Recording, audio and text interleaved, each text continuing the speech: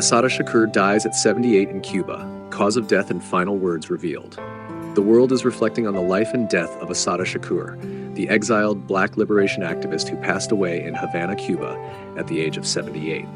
Her family confirmed she died peacefully after suffering from complications of respiratory failure.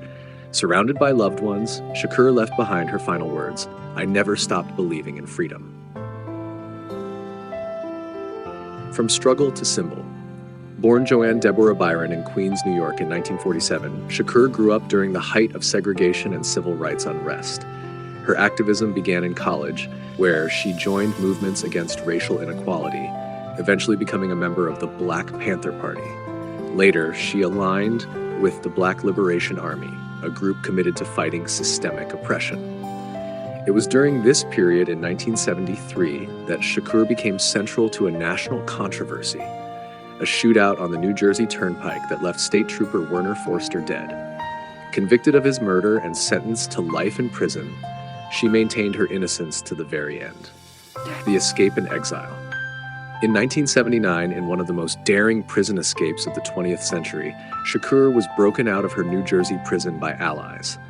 She fled the United States, eventually finding refuge in Cuba, where Fidel Castro's government granted her asylum. Did you shoot Werner Foster? From Havana, she lived a quiet but influential life, teaching, mentoring, and writing. Her autobiography, Assata, an autobiography, became an essential text for activists around the world, weaving her personal story with the broader struggle for Black liberation. Revered and reviled. In the United States, Shakur remained a highly polarizing figure. The FBI placed her on its most wanted terrorists list, offering a $2 million reward for her capture. But in Cuba and among global social justice movements, she was celebrated as a symbol of resilience and resistance. Her name continued to echo in chants during modern protests, from Occupy Wall Street to Black Lives Matter demonstrations. For many, she represented the unfinished fight against racial inequality and state violence. Tributes across generations. Following her death, tributes poured in from across the globe. Angela Davis, her longtime ally, called her a sister who never surrendered to oppression. Younger activists praised her for bridging the struggles of the past with the battles of today.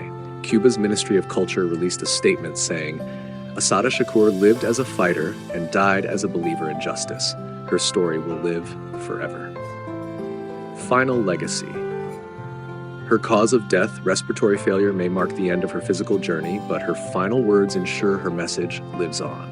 "I never stopped believing in freedom," she told her family as she took her last breath. Assata Shakur's life was one of contradictions. Freedom fighter to some, fugitive to others. Yet her influence cannot be denied.